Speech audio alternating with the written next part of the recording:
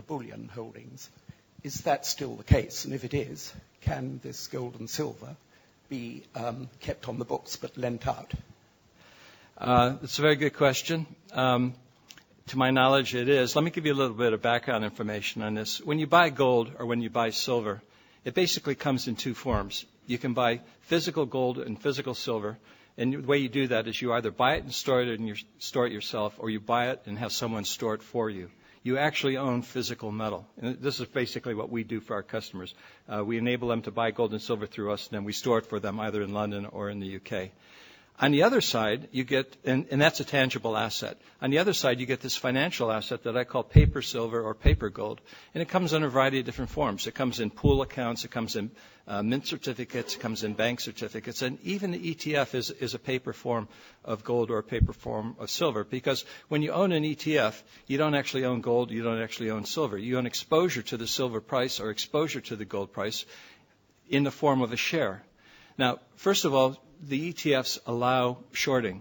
So if there are 100 shares outstanding and you have 10 shares short, you have 110 shareholders owning 100 ounces of silver, even if the metal is really there. So again, it's just proof that when you own an ETF, you don't actually really own the metal.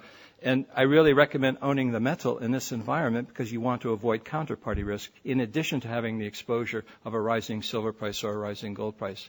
Now, the more specific question with regard to is the gold and is the silver really there? I first, highlighted it years ago when the ETF for gold came out, and I went through the prospectus, I went through the custodial agreement with a fine-tooth comb, and my conclusions, which are still available for reading on the website, is that they did not actually audit the gold to prove that the gold really exists. In gold money, what we do, for example, Deloitte & Touche goes into the vaults on a regular basis and proves that the weight of gold in the vault and silver in the vault is exactly equal to the weight of gold and silver that we record in our customer accounts. So you have the assurances of integrity that your gold and silver are really there and are being stored safely for you. The ETFs don't do this. They don't actually send an order to the vault to get this third-party independent verification that the metal is really there. And given all of the rumors that we're hearing today about, is the metal there or is the metal not there, given the fact that you had 27 ETFs shut down here in London because they were all paper ETFs, even though they were nominally called commodity ETFs, you really have to sort of wonder. But I recommend, if you really want to analyze this, go and look at the documentation, and particularly the custodial agreement, and particularly for the silver ETF. When you store silver, you have two different types of storage user agreements. You have what's called a allocated bullion account. An allocated bullion account means that the bank is simply providing a safekeeping function for you. And then you have a metal account. A metal account means that basically the bank has ownership of that silver and they can do whatever they want with it. And the custodial agreement for the silver ETF is clearly a metal account arrangement. There are also a lot of very loose terminology and whatnot in the silver prospectus that I think are big enough to drive a truck through in terms of if you want to actually look at the legal agreement. So, is it backed by gold or silver? What I say is if you want to buy gold and silver because of protection, because of safety, buy gold and silver. Buy physical gold and silver. Don't buy the ETF. But if you're a professional trader and you want to trade exposure to the price of silver or price of gold, view the ETF like you might view a futures contract. When you buy a futures contract, you don't own gold or silver. You just own some exposure to the price in the form of the futures contract. When you own an ETF, you don't own gold or silver. You just own exposure to the gold or silver price in the form of a security.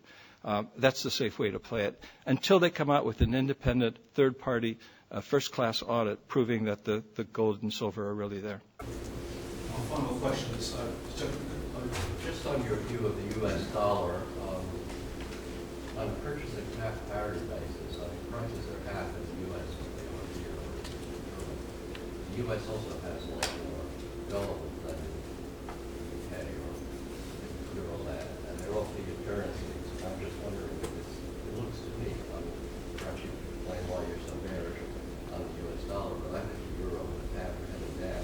And I'm just wondering if it's possible, even under that scenario, for gold to go up, or do you think that gold is always tied to the U.S. dollar? Just sort of to summarize it, why am I so bearish on the U.S. dollar? And first, though, you made some reference to Fort Knox and the U.S. gold reserves. Again, here's a situation where the gold reserves haven't been audited by an independent third party since the Eisenhower administration. So is the gold really there, or has it been surreptitiously been put into the market in order to keep, the gold price down?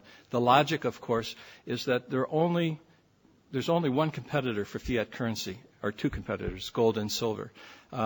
So by keeping the gold price down, you're actually making the dollar look better in terms of its major competitor.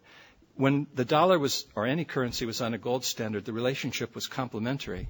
And what central banks used to do is they used to manage the currency in order to make sure it always maintained the same purchasing power that gold had, so that sterling for 200 years had the same purchasing power as an ounce of gold.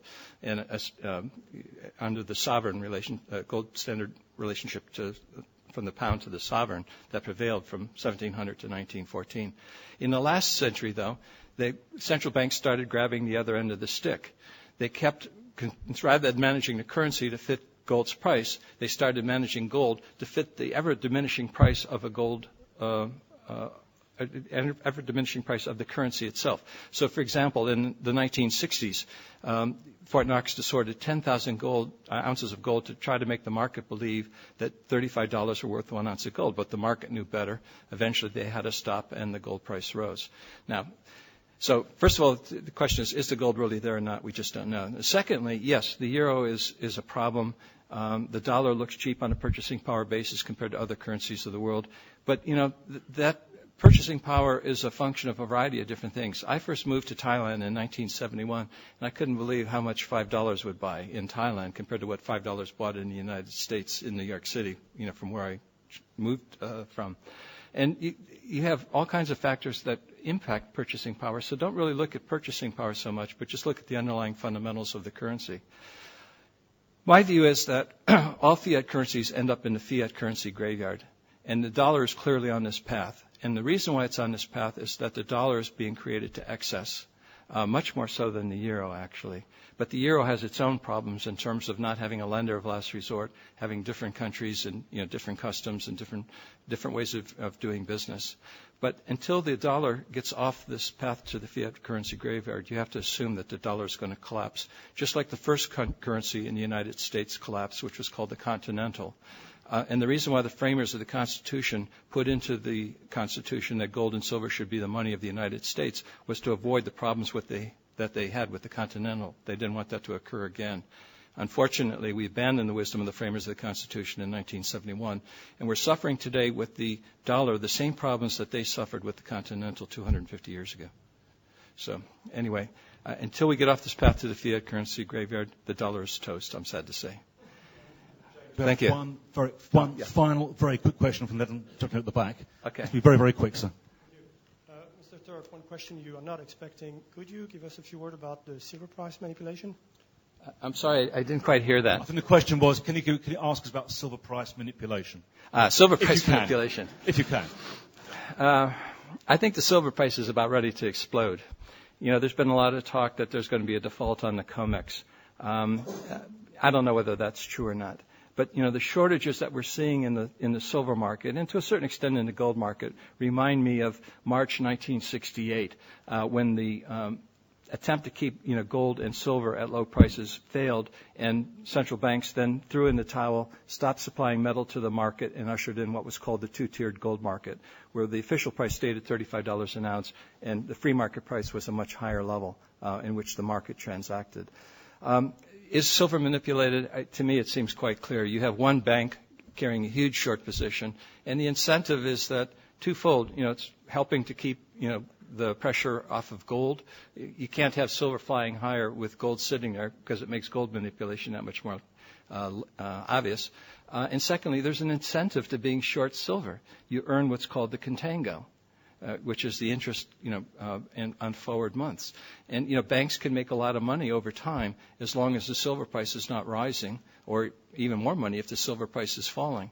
And I think what happened is they just built up too big a position, and they backed themselves in to a situation where there's just not the physical silver that they can deliver against their short position. And now there's an attempt, I think, to drive the silver price down to force more silver out, but it's had a perverse effect because of this strange demand relationships that you get in silver, where it's actually increased the demand for silver rather than decreased the demand for silver. I think this is all going to be reconciled within the next maybe 2 months, but surely within the next by the first quarter of 2009. Ladies and gentlemen, thank you very much. Thank you.